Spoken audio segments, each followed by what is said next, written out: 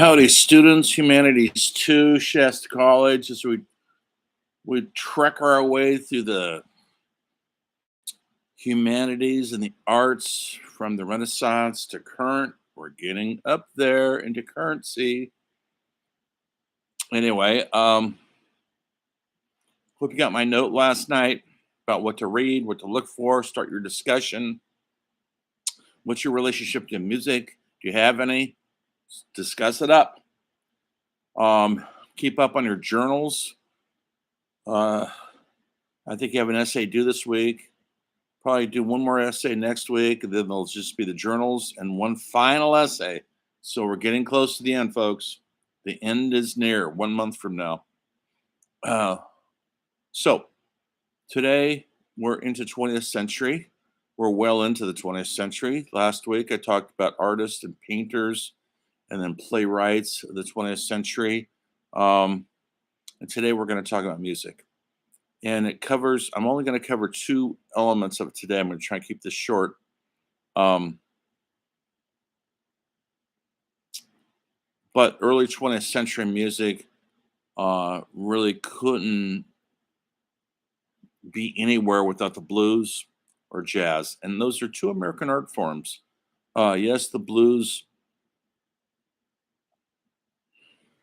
probably has its roots in Africa, West Indies, anywhere there is downtrodden people, because that's where it kind of stems from.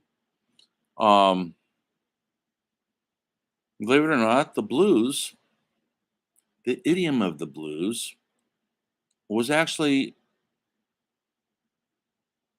a form of music to get people to come to nightclubs. You'll see that in a little documentary I'm going to ask you guys to watch, The Birth of the Blues. But it also started long before that in our slave years, when slaves are picking cotton against their will under surveillance of brutal white overlords. They would sing in the fields to make them feel better. Yes, they're singing about their current status. And that's why it's always important to know what's going on in the world. That's creating the art form. And so by singing the blues, and it was always about dark themes like unrequited love and murder and things of that nature, and the cost of freedom. But it made people feel better when they actually sang it. And so the blues, even though it's called the blues, is almost tight to say it, a happy music, because people sing their true, honest feelings, love, unrequited love, dishonesty. The whole gamut of human emotion goes through the blues. And during the 20s, now we have prohibition, but we have speakeasies.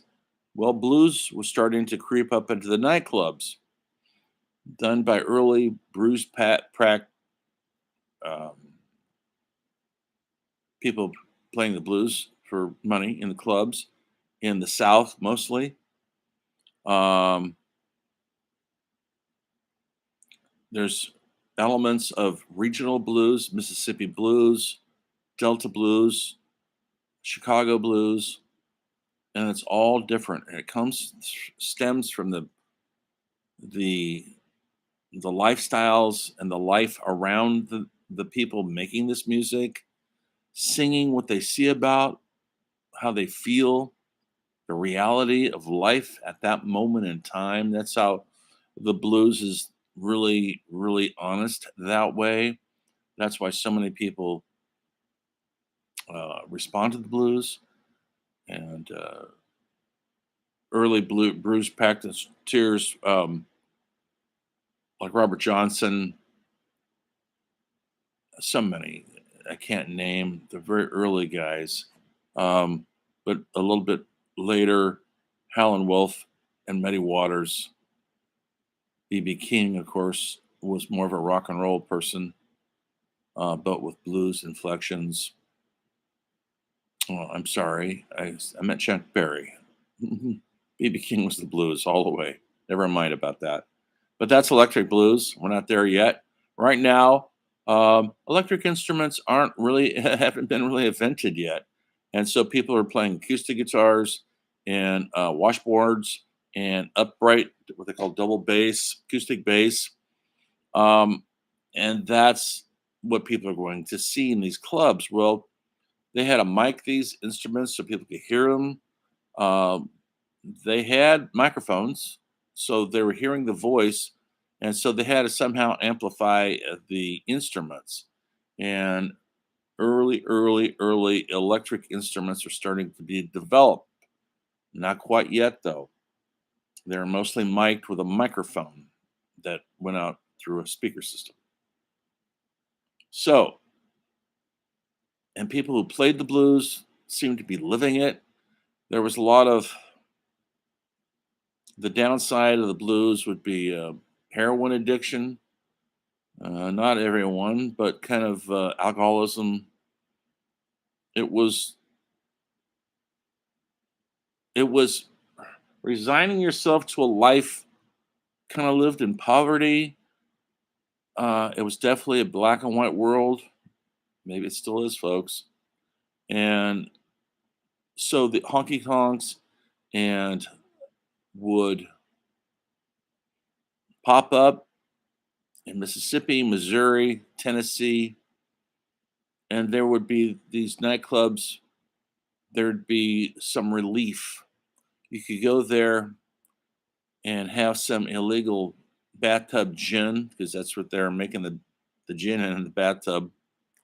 Maybe smoke some reefer and get on the dance floor. Maybe meet a woman or a man, and for a few minutes, your pain is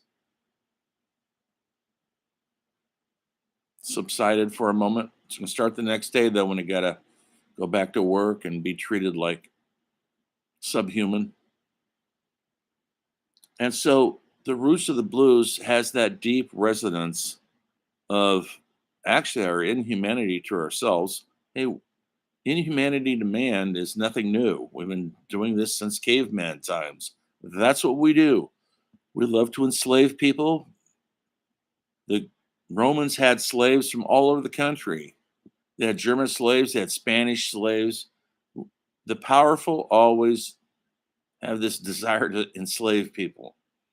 So the blues has been around a long time in different forms of expression. The history is long and rich. And I'll show you a documentary on the birth of the blues. I'll stick it up there on our canvas. Please check it out. Um, your next paper, which I'll sign not this week, but next week, will probably have to do with the music. Um, the other form of music that was early 20th century that was starting to bubble up, they defined it as jazz. Maybe if you ever saw it, the Ken Burns documentary Jazz. It's pretty good. It covers the whole gamut, the development jazz, where it came from, why, who, what, why, when, where. And instruments in jazz are a little different than blues. It's usually horns, saxophone, reed instruments, trumpets, trombones, clarinet, possibly a piano and drum, upright bass again.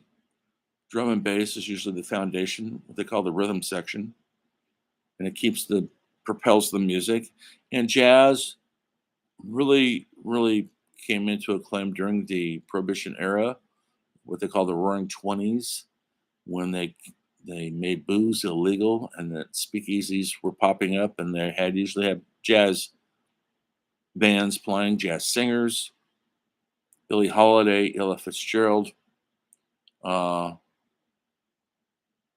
Ma Rainey was more of a blues singer. And these were ballsy women getting out there, expressing their art form. They lived hard, lots of drinking, lots of drugging.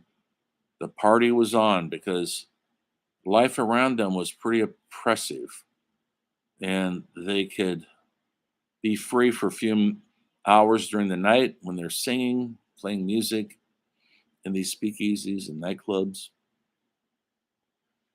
And possibly that was the best as it could be. During the same time of Prohibition, the film industry was taking off. That's important. Uh, there was money to be made in Hollywood, actually. These are silent films, of course. Um, when we get into whole film section, we'll be talking about that more detailed. But there were silent comedians like Charlie Chaplin, Buster Keaton, Harold Lloyd, Fatty Arbuckle, who were making a huge impression on the public with and making money. I mean, they're making thousands of dollars a week, the actors, the writers. And then there were swashbuckling uh, films. Douglas Fairbanks Sr., that were hugely popular. Mary Pickford, his wife, she was the queen of the silence early on. So dramas were happening. Have you ever seen a silent film? Have you seen, do they scare you? Good, they should, but they are brilliant. Um, some of the most brilliant cinema in our history are silent. And I'm talking about The Crowd, Metropolis, Nosferatu. You should watch Nosferatu, folks. It's on YouTube. It's a horror movie about a vampire. Not a handsome, sexy rock star vampire like Brad Pitt or Tom Cruise. A really rat-like, scary dude that you do not want coming into your room. Let me tell you. During the 20s, Germany was making incredible films, Nosferatu and the Dr. Caligari's Cabinet, and they were horror films with horrible people. Dr. Caligari's Cabinet was about a deranged doctor who brought a zombie to life, and the zombie, of course, they always go on a murdering rampage. And the way it's filmed, though, they called it German expressionism because the sets, everything was off kilter. It wasn't realistic. They didn't try to do it realistic. It was like a nightmare. The sets were like a nightmare. The camera work was off kiltered. The acting was nightmarish like. And we are still copying. Horror films would be nowhere without those two films. And then here comes Metropolis, and no sci-fi film would be around without Fritz Lang's Metropolis, another German film that was a revolution in visuals, but it's silent. But silent films weren't silent. They had music, and a lot of them had sound effects. These sound effects and music were usually played in the theater live. Abel Gance, the great French filmmaker, did his 3-hour masterpiece, Napoleon, and you could hear the cannons going off and the music, and you hear people, and that was all done under strict rehearsals of live sound and music in the theater that you saw the movie in. So they weren't silent; they're just not speaking. They're speaking, but they have to have subtitles because there was no way to record sound yet. That was going to happen in the late 20s. And so some of our greatest films, any era, happened during the silent era. That jazz music was also happening. In fact, a little trivia for you, the very first sound movie, 1927's Jazz Singer, is about a Jewish singer who his parents want him to be a rabbi. He wants to be a jazz singer. And that's a no-no. That means you're a sinner. And actually, the film is not totally with sound. His songs are sung, yes. But there's a lot of silent elements in the film also, still. Not totally 100% sound, but it's given credit to being first sound film with Al Jolson. He was a huge entertainer in the vaudeville era, which was a cabaret. In those days, they had cabarets everywhere and theaters, and people by the thousands would go to these performances. He was mostly known for working in blackface, folks. Yes, he did. And his songs were all, you could probably be considered, let's put it this way, if it wasn't racist, it was borderline uh, caricatures of the African American race that wouldn't fly today, but it flew then because we still had Jim Crow laws. You could still be lynched in this country, and not, and your people who lynched you wouldn't be charged with the crime, folks. A black man was not allowed to talk to a white woman, let alone look at one. You could be lynched for it. How about that? And you think it's tough now.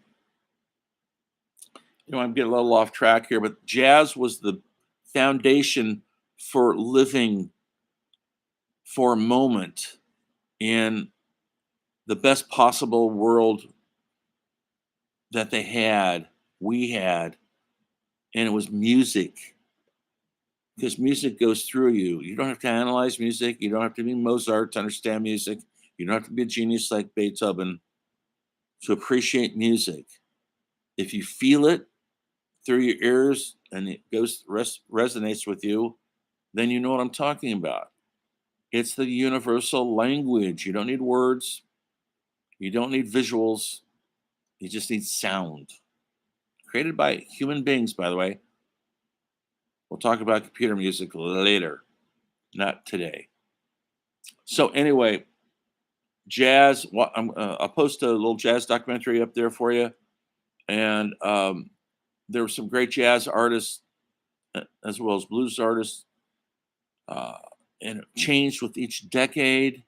Uh, once the instruments were changing, once we got electric instruments like guitars and electric bass, uh, everything got kind of louder. And now this is when the ground floor of rock and roll begins, when things got louder because instruments could be amplified and you could hear them all the way back in the dance hall. You didn't have to be right up against the stage. And things got a little wilder.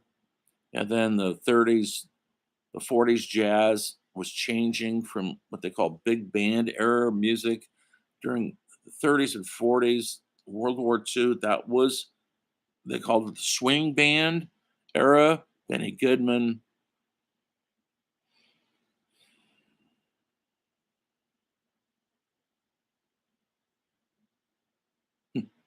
I'm forgetting some of the names. Sorry. I should write this stuff down once in a while. I told you I've been under the weather. Apologize. I'm coming out of it, but I'm still kind of hazy and foggy because I'm on cold medication and cough medication and all that good stuff. Um, People wanted to dance. World War II was on. We're getting killed. We're killing.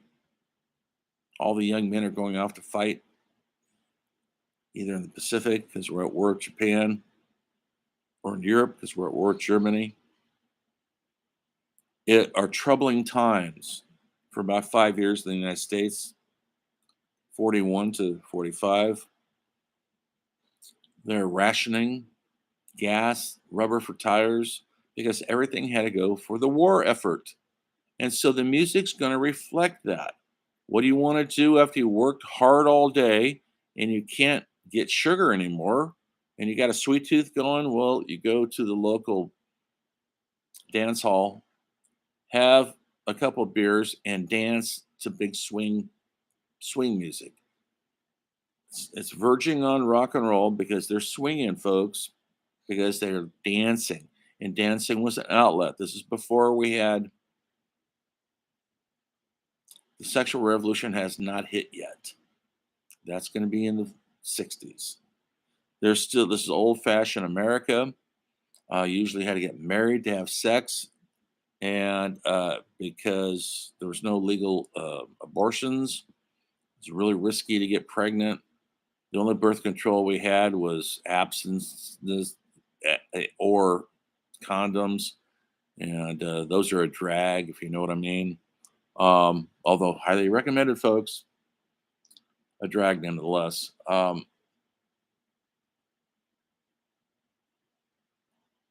so people had this sexual outlet, this energy you have as a young person. There was no old people on the dance floor because your sex drive goes nosedives as you get older. Uh, and so dancing, physical, exciting dancing with the big band era, jazz, and the swing era was an outlet. It was actually a sexual outlet to get rid of that energy.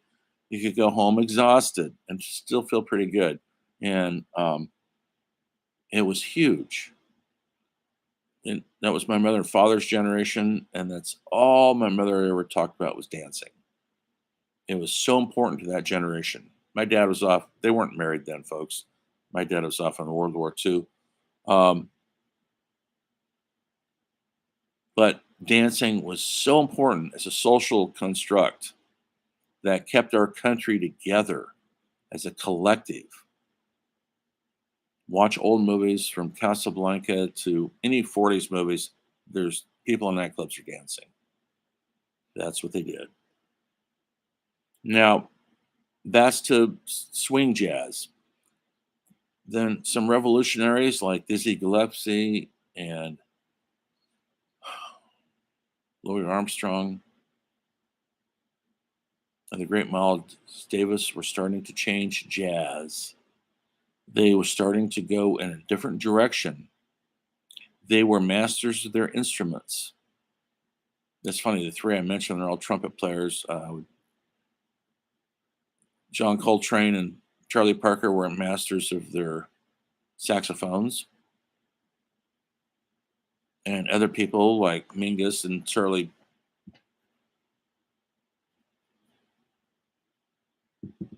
were masters of the keyboards. Just dropped another name. And they were starting to do what they called improvised jazz. They weren't playing songs as such. They played melodies and they repeated the melodies, meaning if they got a good melody, they'd repeat it because we'd like to hear those melodies over and over again. That's how music works. And they usually had smaller combos. They'd have a drum, piano, bass, maybe a saxophone, trumpet, maybe a trombone, a clarinet, maybe a flute sometimes. And that was it. And sometimes they'd have smaller units, sometimes just a piano, bass, and drums.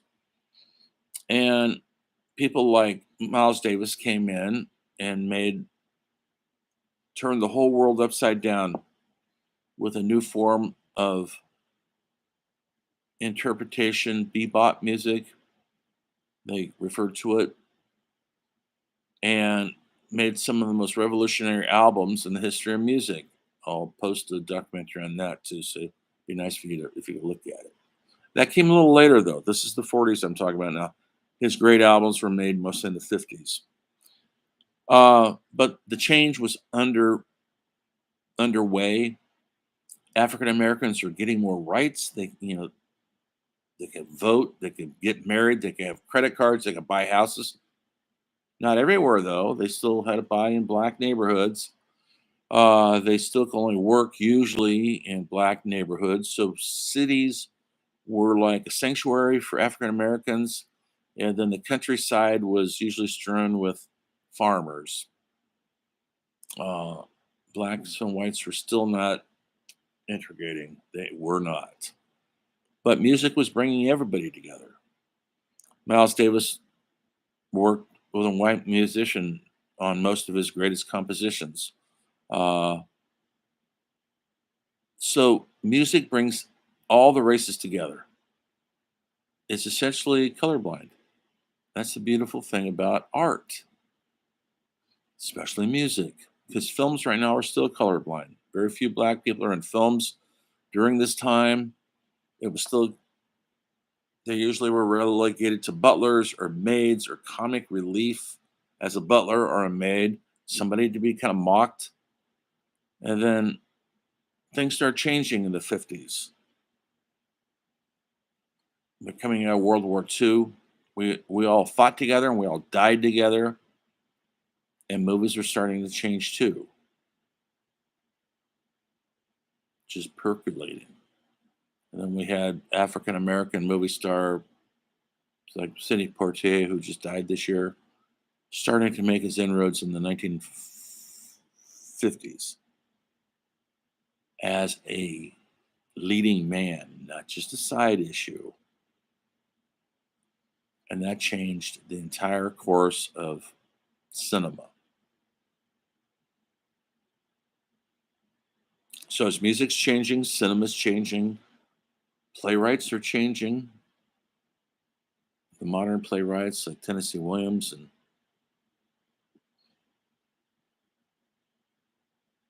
Arthur Miller were writing masterpieces, Death of a Salesman, Cat on a Hot Tin Roof, Streetcar Named Desire, After the Fall, and so many more. Literature was changing, huge, during that time also, the 50s.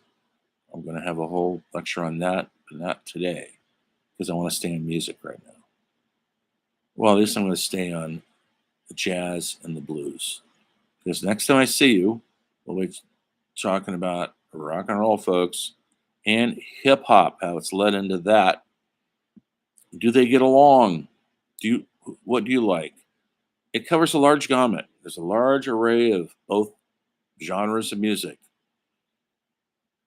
We'll be talking about that in more detail, be more documentaries to watch. Please keep up on your journals. Good luck on your papers. You know what I'm looking for.